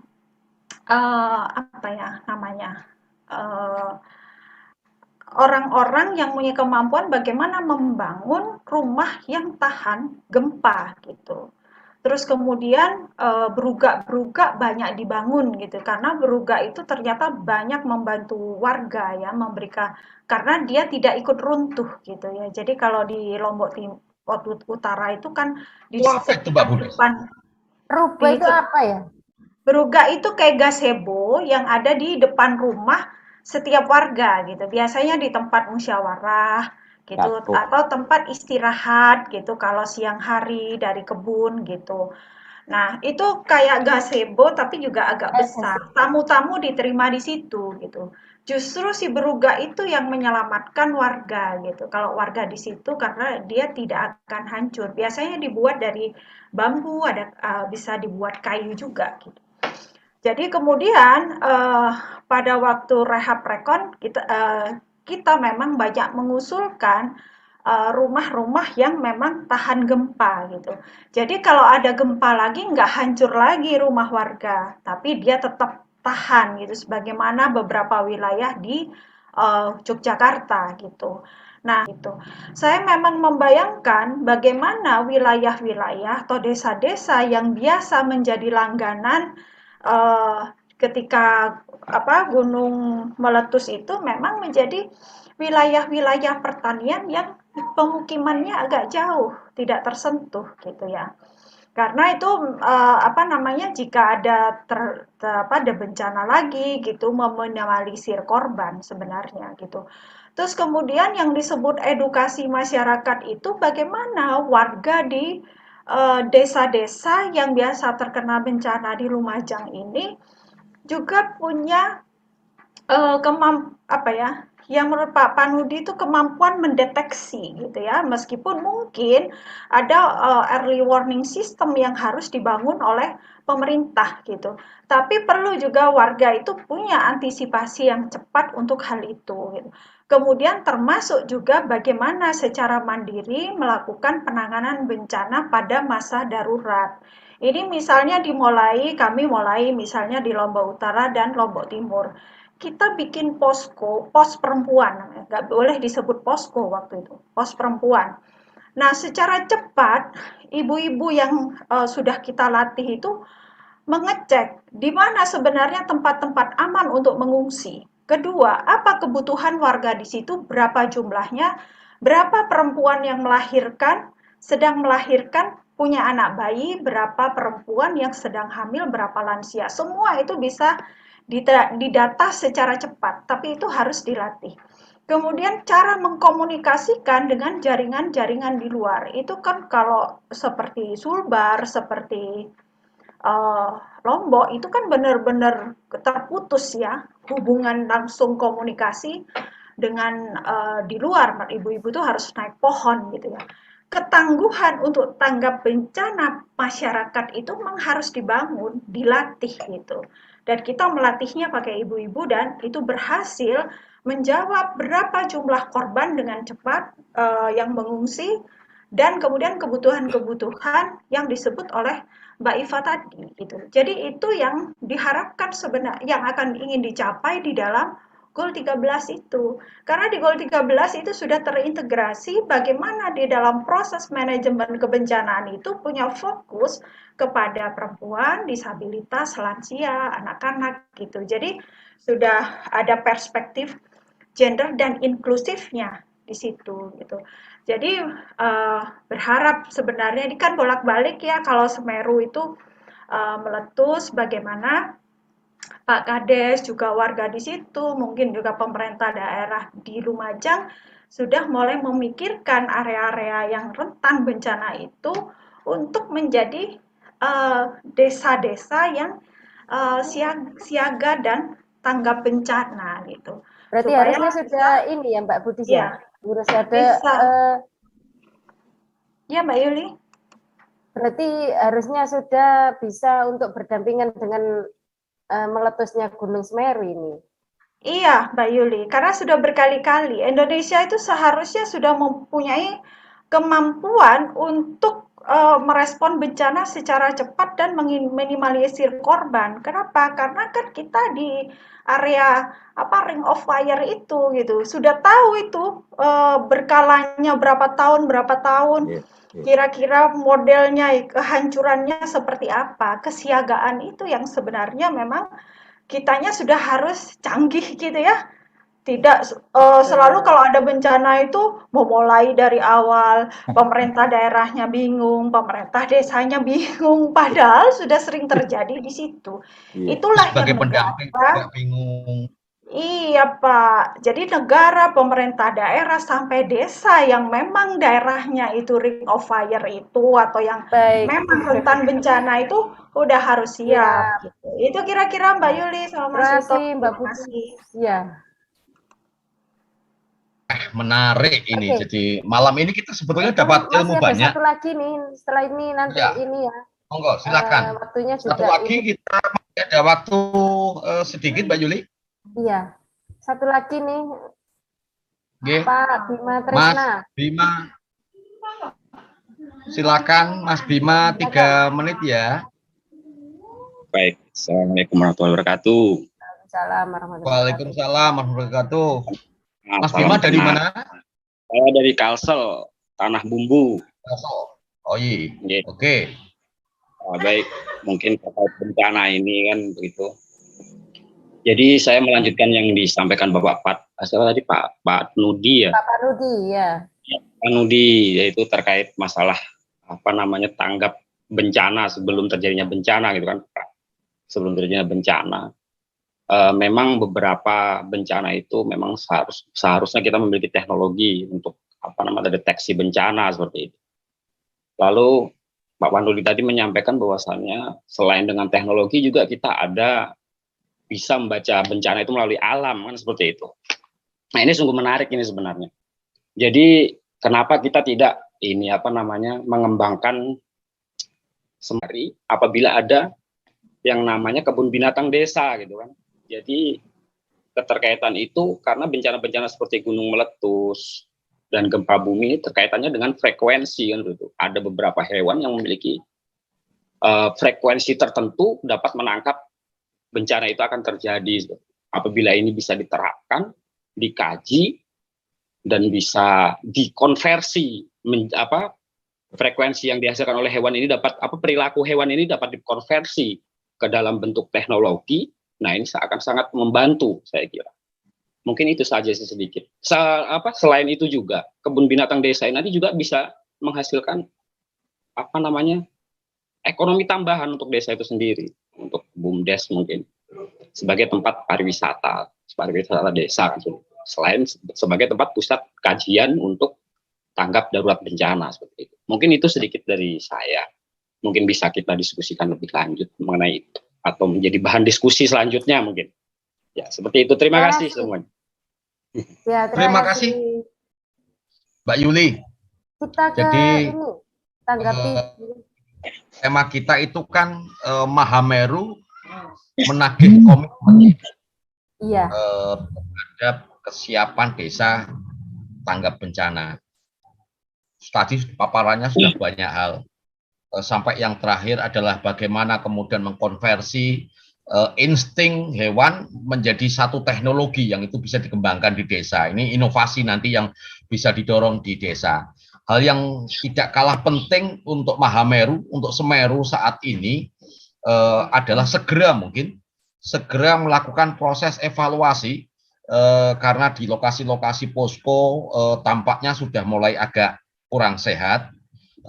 Apalagi yang dikatakan Mbak Pudis tadi, dikatakan Mbak Iva, belum ada tempat-tempat yang aman dan nyaman bagi perempuan, utamanya perempuan yang sedang hamil, perempuan yang sakit mungkin dan sebagainya, termasuk anak-anak. Tampaknya waktu kita tinggal sedikit, silakan Mbak Yuli dipimpin closing statement. Saya tidak tahu dari mana. Yang jelas ada Pak Mulyono, Mas Mansur sudah sudah off. Ya, sudah off. Dia kebetulan melanjutkan perjalanan di lokasi desa yang lain. Terus Pak Kades, mungkin Pak Akhirul juga masih ada. Silakan Mbak Yuli. Oke, baik. Pak Nurul Yakin. Yang terakhir ini Pak Nurul Yakin bisa closing statement. Pak Kepala Desa.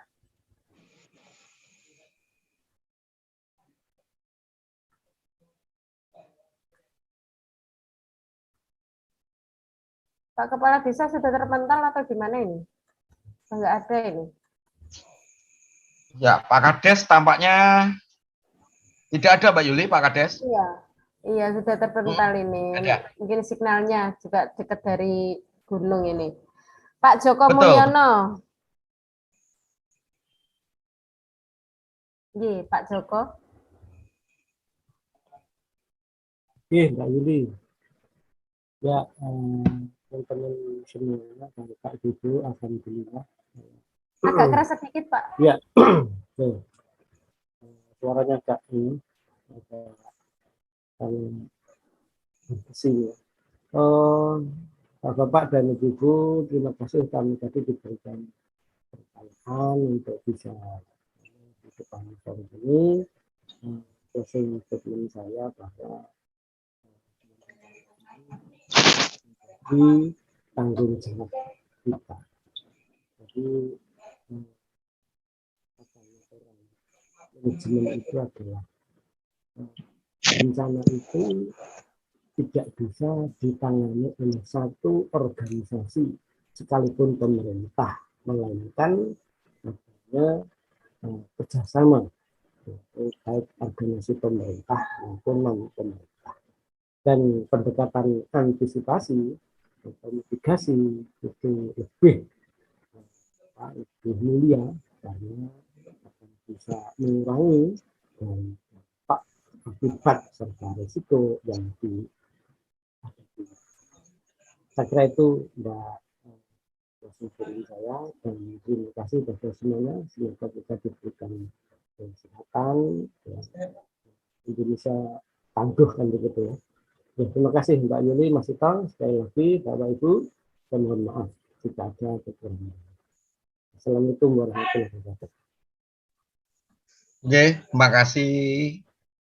Waalaikumsalam warahmatullahi wabarakatuh. Terima kasih Pak Joko. Iya, Pak Joko, terima kasih. Mas Akhirul Febrianto.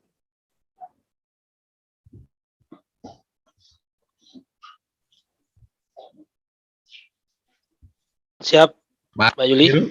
Iya, ya. Silakan. Ada closing statement Mas Akhirul sebagai Korcam TPP untuk desa Gampingan dan juga teman-teman. Ya, mudah-mudahan bencana ini segera berakhir. Ya. Bagi warga desa Sepeturang diberikan sebuah kesabaran, ketabahan, dan mudah-mudahan pemerintah kabupaten, terutama pemerintah desa, bisa memberikan solusi terkait warga desa yang hari ini sudah kehilangan tempat tinggal. Kami mengharap juga, saya selaku pendamping desa ingin memberikan intervensi kepada pemerintah desa untuk dianggarkan di APBDes tahun 2022 terkait dengan mitigasi bencana. Mungkin itu yang perlu saya sampaikan. Baik. Terima kasih, namanya waktunya juga sudah ini. Mas Akhirul, ini kabarkan ini terakhir aja. Kabarnya juga ada rencana provinsi itu akan memberikan santunan rumah. Semoga aja nanti terlaksana ini buat keluarga. Amin, amin, amin. Iya, ini kabarnya saja ini. Santunan rumah pendamping itu Pak Yuli. Kenapa? Santunan rumah untuk pendamping.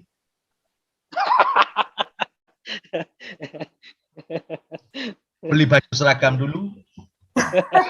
Loh, ya semoga saja kan ini kan juga mungkin dari ini Provinsi Jawa Timur ini juga punya kepedulian sangat tinggi.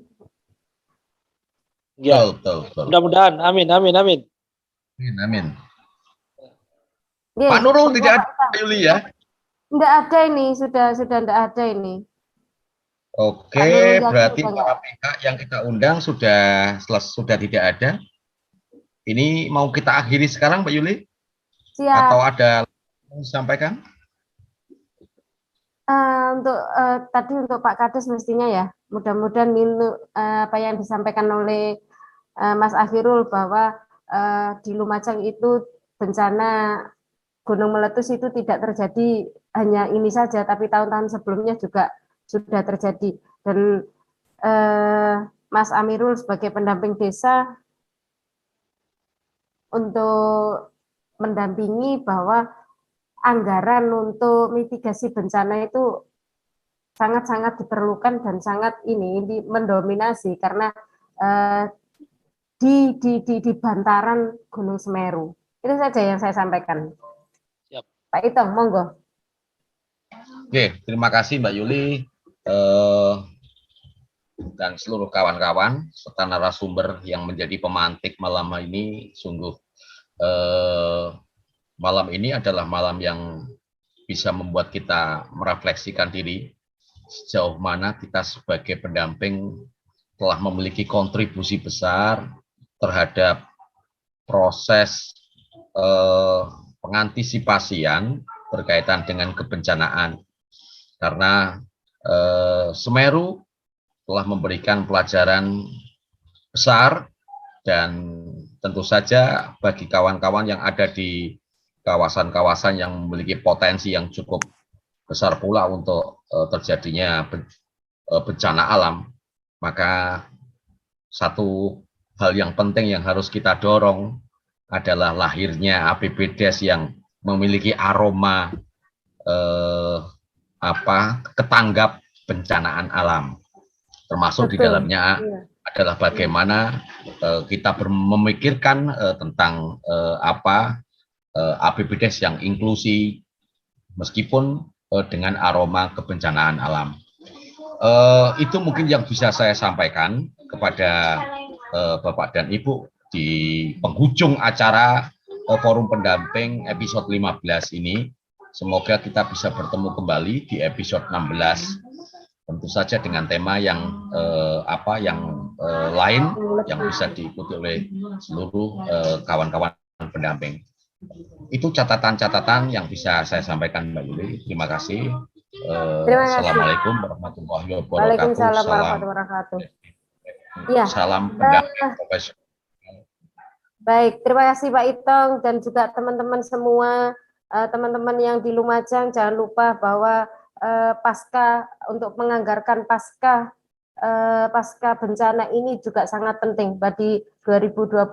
Semoga ini juga jadi konsep teman-teman untuk mendorong desa menganggarkan rehabilitasi dan rekonstruksi pasca bencana. Terima kasih Bapak Mansur, terima kasih Bapak Nurul Yakin pribadi, terima kasih Bapak Mulyono, dan terima kasih Mas Akhirul Febrianto. Selamat malam, salam sehat. Terima kasih teman-teman yang sudah hadir di Zoom meeting ini, teman-teman yang sudah di YouTube. Terima kasih, mohon maaf.